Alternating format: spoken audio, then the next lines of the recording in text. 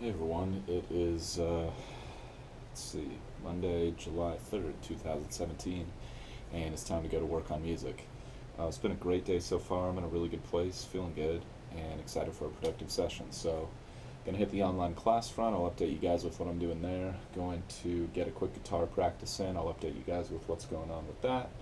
I'm going to hit the production front hard today, and I realized as I was sort of musing about drum tracking yesterday that there are some edits that I would like to try to make based on the scratch vocals that I tracked previously, and I think that that's going to affect the way that I track the drums. So that's going to be like bass parts and guitar parts and ideas like that. So I realize I want to take a step back today and focus on getting those edits done. That'll give me a little bit more time to think about the drum and drum sounds. At the end of the day, I'm probably going to start tracking with my current setup and then adjust the setup depending on how that goes. So I appreciate you guys for tuning in. Hope you guys get something out of today's video. Let's get right into it.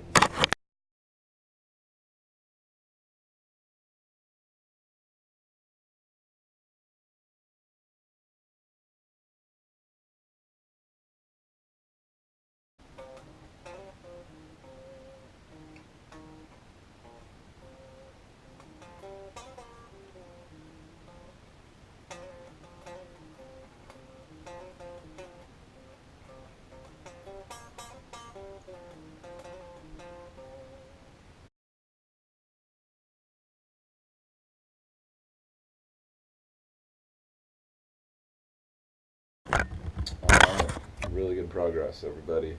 Got it on the online class front and moved forward with my music business class. Just learning a little bit more about transitioning out of the recording phase. I'm getting definitely a little bit ahead in the class of where I am with this record right now, but I figured it could be wise to go through the entire class and get like the big picture, high level perspective. And I think that'll make it a little easier to go back and work through it stepwise when I get to that point, because I'm probably, I would say, about, I don't know, 6 months, at least maybe 6, 8 months out from like finishing tracking all this stuff. I mean, forget about mixing and mastering, although my hope is that will go faster than tracking it and writing it all at the same time. That's kind of an involved process, but who knows. So that's just kind of my theory right now, and if I feel like I'm getting too ahead of myself, I'll just stop and come back to it later. But I think it's good to just kind of get that high level perspective. I think it can inform a little bit more of what I'm doing now, even though the business aspect is definitely separate from the music making aspect for me right now. Not like entirely. I mean, I have commercial aspirations for the production, so I want to make it as high quality as possible. But that's like more of an artistic aim almost than even a commercial aim right now. But the commercial thing does motivate me to like do it right from the beginning. If I'm like, okay, I'm going to deliver something that's the best it can possibly be to people, then it's like I got to get it right from the beginning. So hopefully that makes sense. But um, I was working through that and just learning a little bit about physical merchandise and kind of what the steps are once you have your digital release ready to rock. And pretty much the next steps after that are physical CDs if you can afford them, high quality packaging for the physical CDs and delivery if you can afford them, and then things like posters and t-shirts and all that stuff is like the secondary stuff. So definitely interesting to get the instructor's perspective, what she likes to do with her process and approach, and just gives me some options as far as what I want to do. Then I moved on and got into my harmony class and was working a little bit more on the blues key color. I had a nice breakthrough there where I just realized it's pretty much just a harmonized minor pentatonic scale.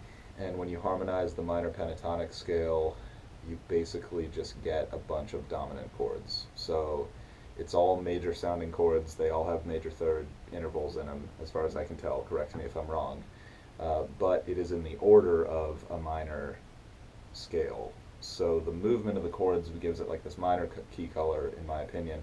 But then the borrowing from both major and minor modes of the major scale, as far as the chord qualities go, gives it almost more of a major feel. So the interesting thing is you can pretty much use the minor pentatonic or major pentatonic scale melodically over the key color, which is kind of just like, what? It shouldn't really work, but it does, which is just awesome. So I'm having a lot of fun with that, and excited to just grow with that and understand it better. Um, then I was just taking a super short break and then getting on the production front. I didn't film everything I was doing there, but I started by just playing the track back on monitors and then recording that into my phone while I sort of sang my like horn part ideas in between the vocal lines. And that was a big part of wanting to get the scratch vocals down just rhythmically so I could hear where they're sitting in the track, and then I can program the horns and any variants in the bass line or things like that around that, because that's most likely going to impact what I play when I track the drums. So I want to make sure that rhythmically the track is like 99.9% locked in to where it's going to be. Otherwise, I'm going to have to go back and retrack the drums or edit drums artificially later on if I want to change things, which is just not desirable if possible. So it's fun. It's nice to feel like, okay, I figured out what the next step is, and I'm now moving forward on that.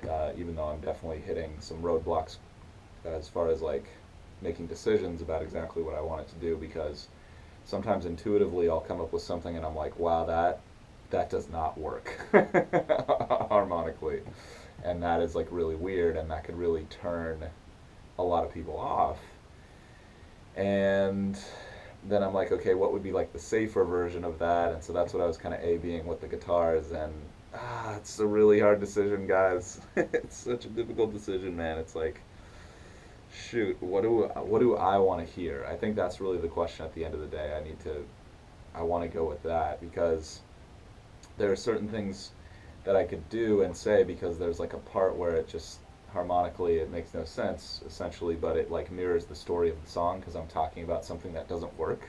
So like the lyrics are talking about something that doesn't work, and then the music is like reflecting that. So it could work in that respect, like the poetic license. I'm using a lot of air quotes right now, but using the poetic license of harmony, just kind of like doing whatever.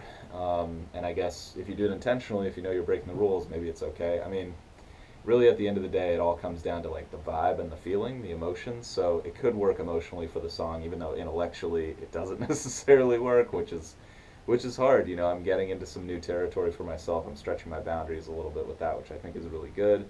So what I did is I was just brave, and I was like, I'm just going to put it down the way I hear it and the way that I think it should go. And then I can, if I listen back to it 100 times and I'm like, you know what, this sucks, this doesn't work, it needs to change, then like I'll do that. But basically, it's good to remind myself right now, I think that like I am not aiming for the mainstream right now. I do want my aspect to have certain elements of mainstream music, like high production values and really high quality presentation, but musically I am actually trying to stretch the boundaries a little bit and do something fresh and new and different, and that definitely means taking risks.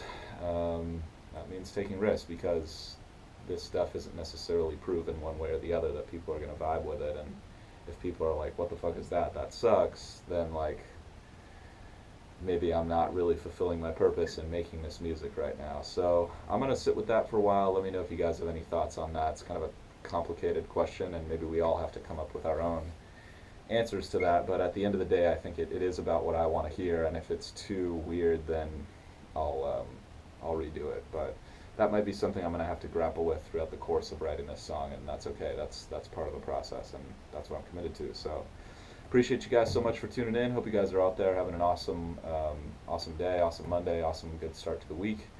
I hope you guys are out there grinding towards your goals and enjoying the process, having fun with it, taking it seriously but not too seriously. That's what I'm out here doing my best to do, and I'll see you guys tomorrow for more. Until then.